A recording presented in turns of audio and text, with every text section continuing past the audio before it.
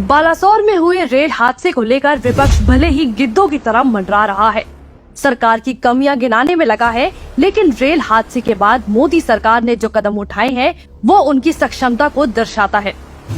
मोदी सरकार ने अब तक क्या क्या किया। सरकार ने बिना टिकट यात्रा कर रहे यात्रियों को भी मुआवजा देने का ऐलान किया है। अब तक सिर्फ उन्हीं लोगों को ट्रेन हादसों में मुआवजा देने का प्रावधान था जिनके पास आरक्षित टिकट होता है। यही नहीं, सरकार ने घायल यात्रियों के साथ एक स्काउट गाइड भी नियुक्त किए हैं ताकि उनके परिजनों से मिलकर उन तक मुआवजे की राशि बिना देर किए पहुंचाई जा सके। साथ ही जिन यात्रियों की पहचान नहीं हो पा रही है, उनकी फोटो दक्षिण पूर्व रेलवे की वेबसाइट पर भी अपलोड कर दी गई है।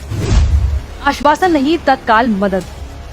मोदी सरकार पिछली सरकारों की तरह मुआवजे के नाम पर सिर्फ सालों तक लटकाए जाने वाला आश्वासन नहीं दे रही, बल्कि मुआवजा राशि तुरंत परिजनों के हाथ सौंपने का काम भी शुरू कर चुकी है।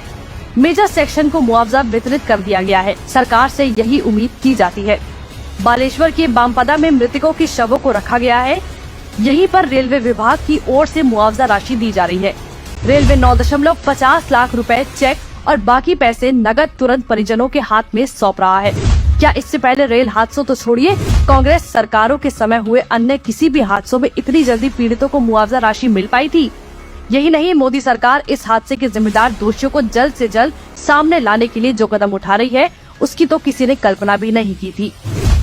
हादसे की सीबीआई जांच के आदेश। रेलवे बोर्ड की रिकमेंडेशन पर इस पूरे मामले की जांच सीबीआई को सौंप दी है। रेल हादसे की जांच सीबीआई को सौंपना कहीं न कहीं इस बात की तरफ इशारा कर रहा है कि ये घटना सिर्फ हादसा नहीं, साजिश का हिस्सा भी हो सकती है। हालांकि ये कोई आश्चर्यजनक बात नहीं है, क्योंकि कुछ समय पहले जिस तरह से राजस्थान के उदयपुर में पीएम द्वारा उद्घाटन किए ट्रैक को उड़ाने की साजिश की गई थी, उसे देखते हुए इस घटना में भी साजिश को इनकार नहीं किया जा सकता। सब जानते हैं कि मोदी सरकार जब दोषियों को चेतावनी देती है कि दोषियों को सजा देगी, तो वो करके भी दिखाती है। एक देश में दो विपक्ष। इस घटना ने देश को दो अलग विपक्ष से परिचित करवाया है।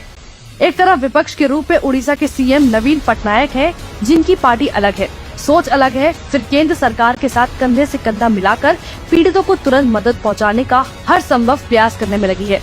दूसरी तरफ है कांग्रेस और टीएमसी जैसी विपक्षी पार्टियां, जिनको इस घटना में वोट बैंक दिख रहा है। लाशों को नोच कर खाने वाले गिद्धों की तरह ये भी इस हादसे को राजनीतिक अवसर में तब्दील करने की फिराक में लगी है। एक भयानक आपदा में मोदी सरकार ने कुशलता और मानवीयता से काम किया, जो कि सरकार से अपेक्षा होती है, लेकिन देखने को अब मिला है। फैसला आपको करना है, आप किसके साथ हैं। हादसे के बाद पीड़ितों को मदद पहुंचाने के लिए दिन रात काम करने वाली सरकार या फिर राजनीतिक गिद्धों के साथ।